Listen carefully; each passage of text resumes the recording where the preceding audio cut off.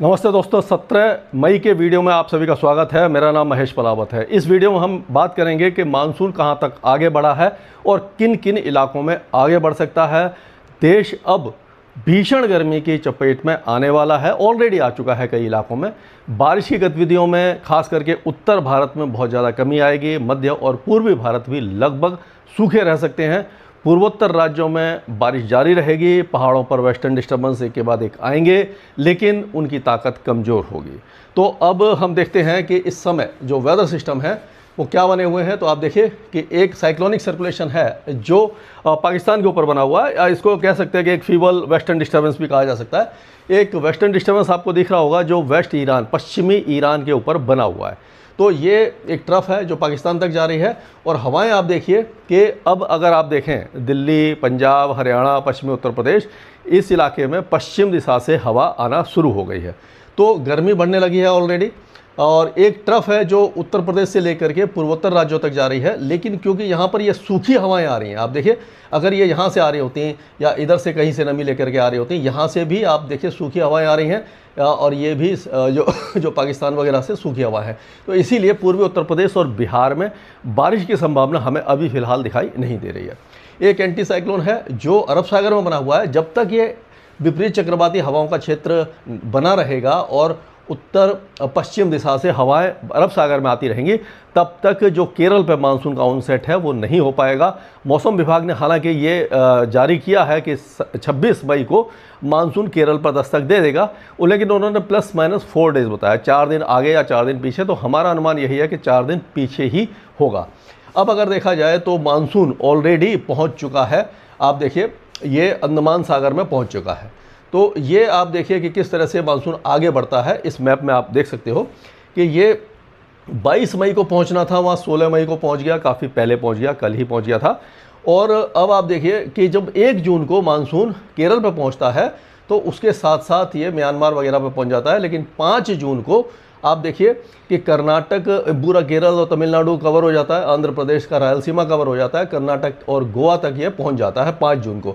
और उसके साथ साथ ये पूर्वोत्तर राज्य ज़्यादातर कवर हो जाते हैं। 10 जून होते होते ये मुंबई के आसपास पहुंच जाता है। महाराष्ट्र के साथ साथ तेलंगाना, आंध्र प्रदेश के ज़्यादातर इलाके कवर करता हुआ ये सिक्किम तक पहुँच जाता है। और ये 10 जून को, 15 जून को ये साउथ गुजरात से होता हुआ मध्य प्रदेश के कुछ इलाकों को छूता हुआ लगभग पूरा महाराष्ट्र कवर कर जाता है। छत्तीसगढ़, उड़ीसा के ज़्यादातर इलाके, पूर्वी बिहार और पूर्वी झारखंड, इस तरह से ये आगे बढ़ता है। और 8 जुलाई को मानसून पूरे भारत को कवर कर जाता है। तो पहले अगर जब ये मानसून केरल पहुंचेगा, उसके बाद इसका प्रोग्रेस किस तरह से रहेगा, उसके बारे में हम लगातार आपको अगले 5 से 7 दिनों के दौरान किस तरह की बारिश होगी, किस जगह पर मानसून पहुंचेगा, उसके बारे में लगातार जानकारी देते रहेंगे। तो अभी मान के चलिए कि कुछ अभी समय है जो केरल पर पहुंचने में, लेकिन समय से पहुंच सकता है, ये हम मान के चलते हैं। तो अब अगर गर्मी देखें तो गर्मी आप देखिए कि किस तरह से बढ़ रही है पूरे इलाके में। तो इस इलाके में अगर हम देखते हैं तो यहाँ पर ये देखिए कि जो तापमान है ये राजस्थान में 42-43 के आसपास है। पहले 47 तक पहुँचा था, लेकिन अभी बहुत ज़्यादा बढ़ा नहीं है। पाकिस्तान में भी 43 के आसपास है। 45 डिग्री के आसपास आप देख सकते हो कि मध्य प्रदेश में है। और लेकिन विदर्भ और मराठवाड़ा, ये जो इलाके हैं, यहाँ पर 45-46 डिग्री का आंकड़ा छू लिया है। तो अब ऐसा लग रहा है कि जो उत्तर पश्चिम दिशा से हवाएं चल रही हैं, तो हीट वेव जैसी सिचुएशन दिल्ली में आ सकती है। 44 डिग्री तक जा सकता है, लेकिन वो आंकड़ा 45 को अगर नहीं छुएगा तो हीट वेव नहीं आएगी, क्योंकि 4.5 डिग्री का जो मार्जिन होता है वो नहीं टच हो पाएगा। तो ये कह सकते हैं कि अब गर्मी अपने पूरे स्वभाव पर इस जगह पर रहेगी। अब अगर ये सैटेलाइट पिक्चर हम देखें तो जैसे मैंने बताया था कि ईरान के आसपास है, तो यहाँ पर ये वेस्टर्न डिस्टर्बेंस काफ़ी पीछे दिखाई दे रहा है। तो ये ईरान के आसपास जो वेस्टर्न डिस्टर्बेंस है यहाँ पर है, और ये रहा।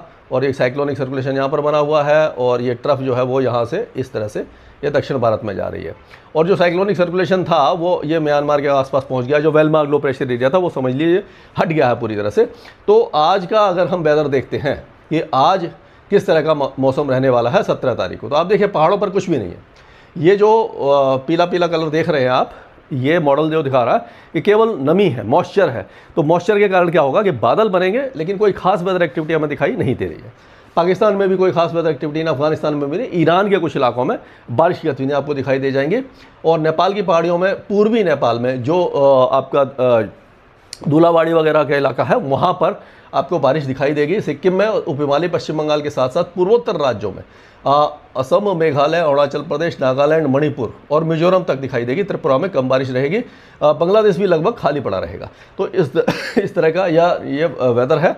और अगर देखा जाए तो ये देखिए हवाएं जो हैं यहाँ से, ये जो ये सिंध है ये मतलब ये सेंट्रल पाकिस्तान है, यहाँ से होते हुए ये पूरी आ रही है। ये बलूचिस्तान और यहाँ से होकर आ रही हैं, ये मध्य प्रदेश में, और यहाँ से भी ये सारी हवाएं जो हैं वो गर्म हवाएं हैं जो ये सारे इलाके का तापमान बढ़ाएगी।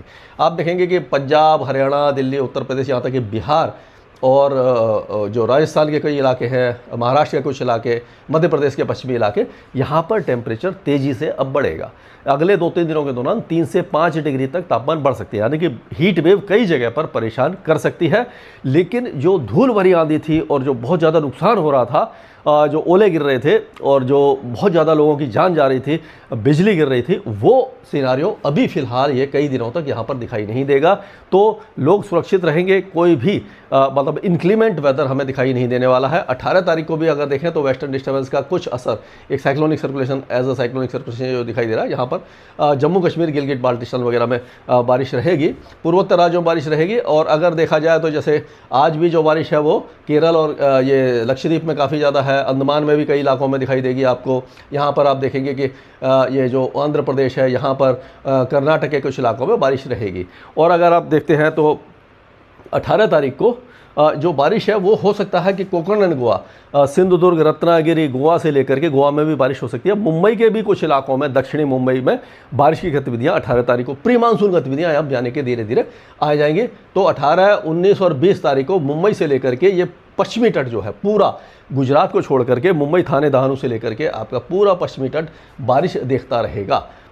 तो इस तरह का वेदर रहेगा। लेकिन आप देखिए ये 20 तारीख का है, 17, 18, 19, 20, हाँ, ये 20 तारीख तक भी ये पश्चिमी हवाएं चलती रहेंगी और गर्मी परेशान करती रहेगी। तो ये मान के चलिए कि अभी फ़िलहाल गर्मी से राहत नहीं है, और जो गर्मी अभी तक हमने देखी नहीं थी वो अब दिखाई देने वाली है। और जब तक मानसून नहीं आएगा तब तक इसी तरह का वेदर रहेगा। मानसून अगर केरल में आ भी जाता है तो उत्तर भारत और मध्य भारत को काफ़ी समय इंतजार करना पड़ेगा। हालांकि प्री मानसून गतिविधियां तब शुरू हो सकती हैं, कुछ राहत मिल सकती है। लेकिन जब हवा बदलना शुरू हो जाएगी 10 जून के बाद, तो गर्मी और ज़्यादा परेशान करेगी, यानी कि मतलब ह्यूमिडिटी के साथ उमस वाली गर्मी उस समय परेशान कर सकती है। स्काईमेट वेदर में अभी के लिए इतना ही।